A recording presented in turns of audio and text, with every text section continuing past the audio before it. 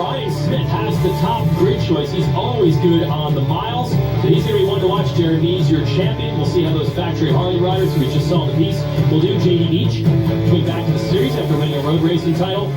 Mile races are just fun to watch, though, no matter what rider you're keeping an eye on. They're usually good battles right to the end. That's what this sport is all about. That's to the core. When you think of flat track, the first thing you think of is the miles, if you're a fan. If you're a rider, maybe it's the short tracks or TT, because that might have been where you began your career.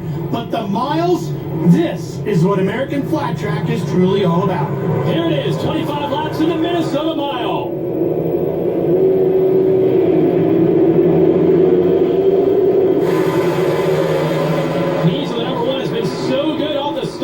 This year, but not this time. He's around the outside, though. Whoa, he's still going to make up ground. Chad Coase has the lead. Mees on the number one, up in the cushion. That soft dirt wide. And it looks like Mees is in second, so Coase is going to clinch the K&N Whole Shot Award. Shuffling into third is Brian Smith in the number 4, and he's going after Coase. And Mees already in the number 1 spot. That was a quick pass. Well, it didn't take long, and it looks like Smith has decided that he and Mees are going to be the two to decide this thing, and they're going to try to break away here and settle it between these two mile masters. Coase still hanging with Smith, at least for the moment, but he's been shuffled from first to third in a hurry. Let's see if Mees can break away like he was able to do at some of the mile races earlier in the year. But only a few weeks ago, Brian Smith was able to get a win from him on one of these mile tracks. So Smith is going to hang with him, and now Brian Bauman in fourth, trying to pass Coase for third, and he has it. No, Coase comes back. It has been a dry racetrack here, and look at how far up on the racetrack our race leader is compared to everybody else.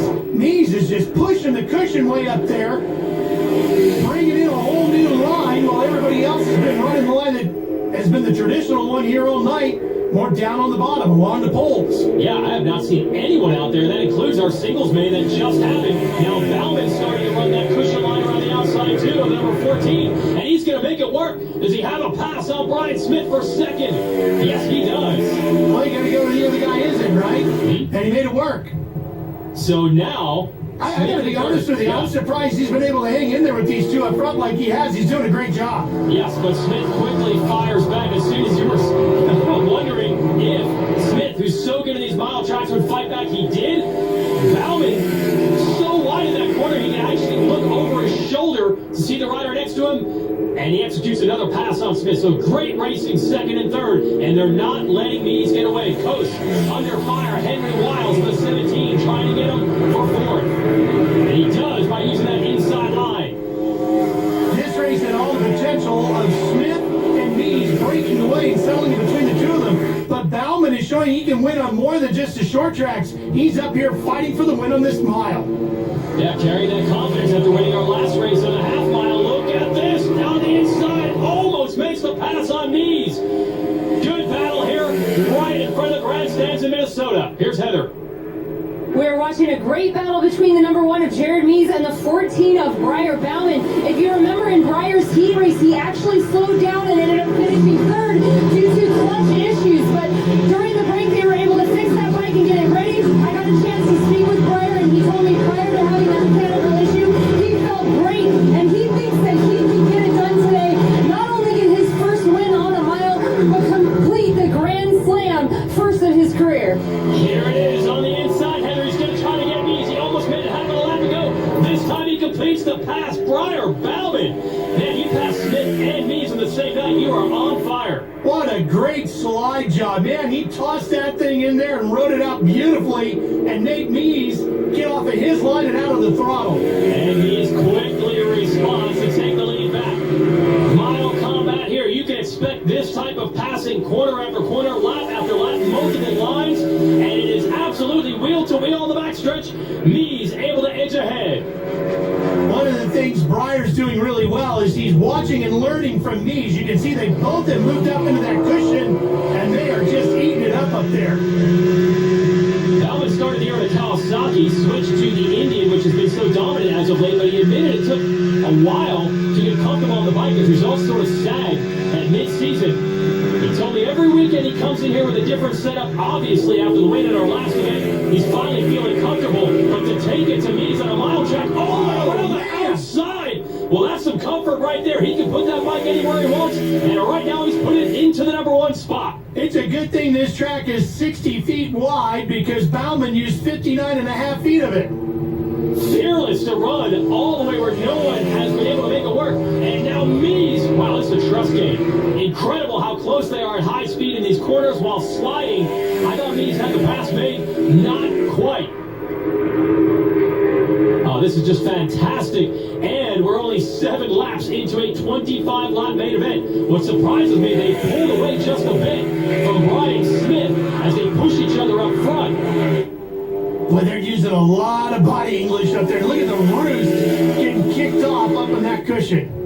Well, Heather certainly has a good view of this from the infield. Let's get an update. The number 4, Brian Smith, was one of the last riders to win on a mile back at Springfield just a few races ago. He told me that he was confident coming into these final 2 miles that he could get a win, but right now he is doing everything he can to catch up to the leaders.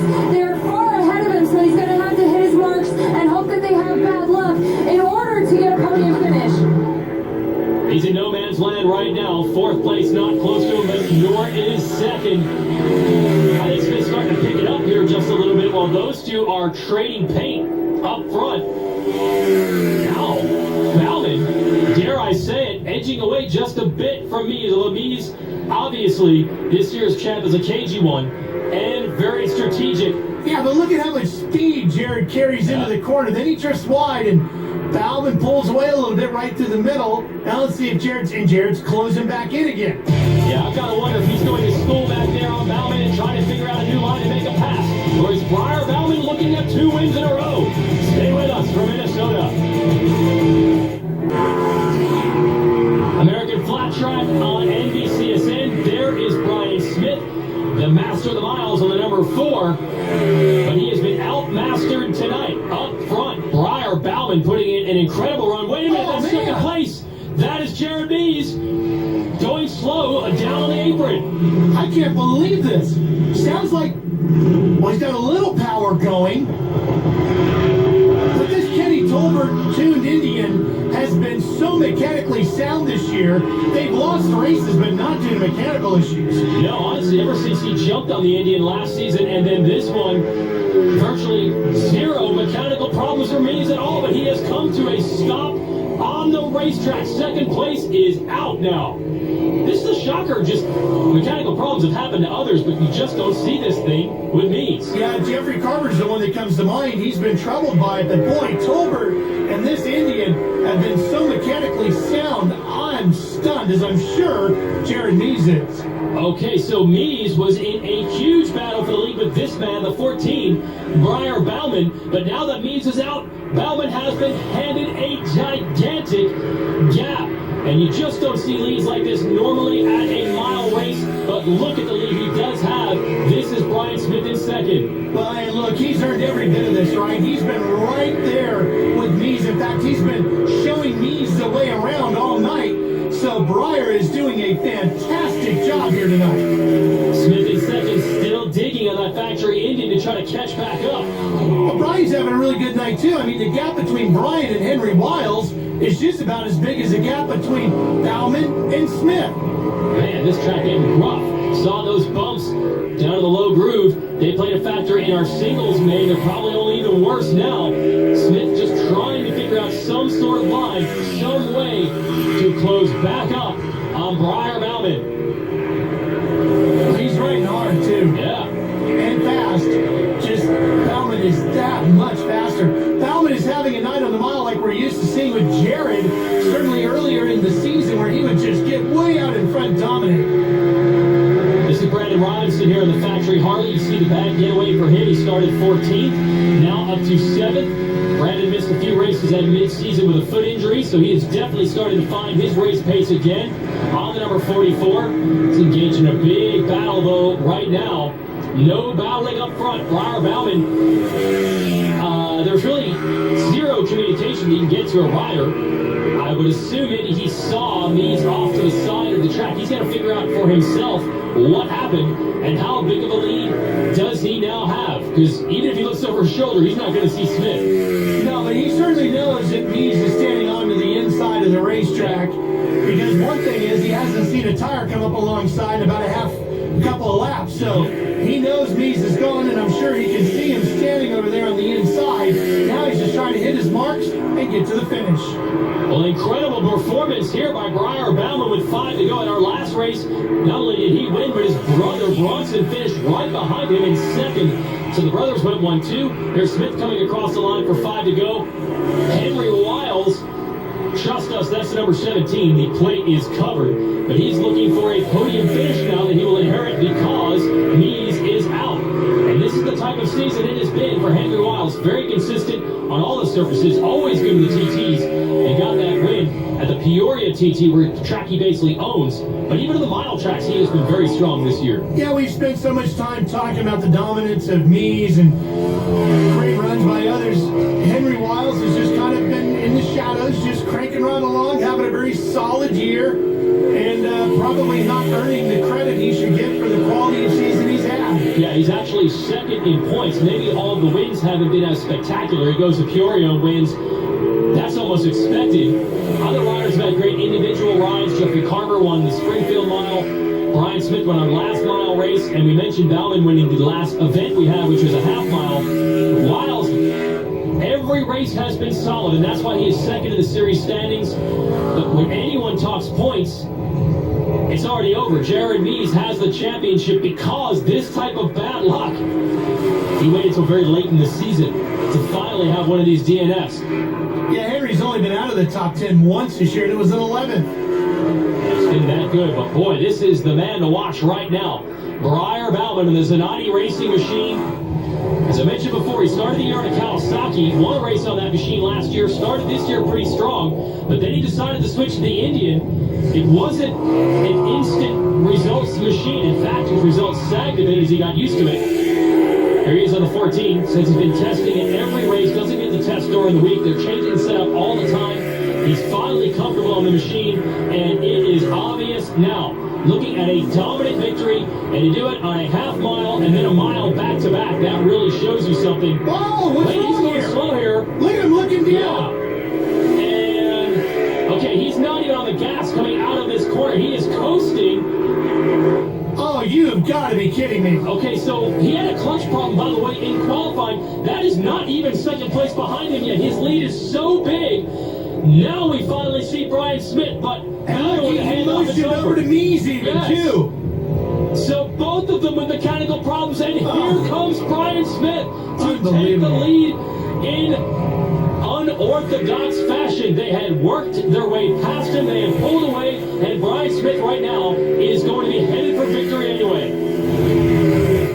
Well, here it is, the highs and lows of racing. There's the white flag for Smith, and Bauman can just sit there in frustration along with Mies and watch Brian Smith take another win this year. Unbelievable what has happened on this track. I don't know if it's the same issue for both Mies and Bauman, but either way, Brian Smith is going to take it. This guy is known as the mile master, so obviously in most of these races he wins because he's good, but I'm sure he'll be glad to take one because he is lucky, and he is on the final lap. Brian Smith has to be in shock himself to see two contenders pull off the racetrack while ahead of you. It's over. Brian Smith wins his second race of the year here at the Minnesota Mile. And his second one on a mile. Yeah, and Henry Wiles comes across. He will inherit second.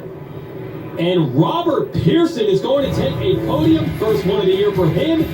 In third, everyone benefits from the leaders running into trouble. You won't even see them here in the top 10.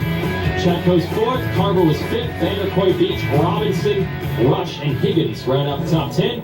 Motul move of the race, an unorthodox move. Just drive by the leader while he's coasting. Yeah, he didn't really have to do too much to earn that, although Brian did run a really good race. Let's not take anything away from him. And he had a healthy lead over Henry Wiles. But there they are on the right side of the screen, Mies and Bauman sitting dead in the water. An impromptu bench racing session between those two. Let's send it to Heather with our winner. In an unexpected finish. Brian Smith brings home the win here at the Minnesota Mile, second mile win of the season. Coming into these final two races, you said you were confident you could get it done. But tell me what's going through your mind when you're sitting in third thinking you can't catch those guys, and then slowly one by one they have mechanical issues. Yeah, I mean, I'll take it any way I can get it. But, obviously you got to finish to win, and that just shows you the crew of guys I got behind me, Brandon Bergen, Jeff Gordon, Ricky Howerton, and Ron Glidden gave me a great bike that outlasted the rest of the Indians. So my hat's off to them and all the whole Indian crew. But, you're sitting there in third. I'm thinking, damn, I guess I'm getting third today. And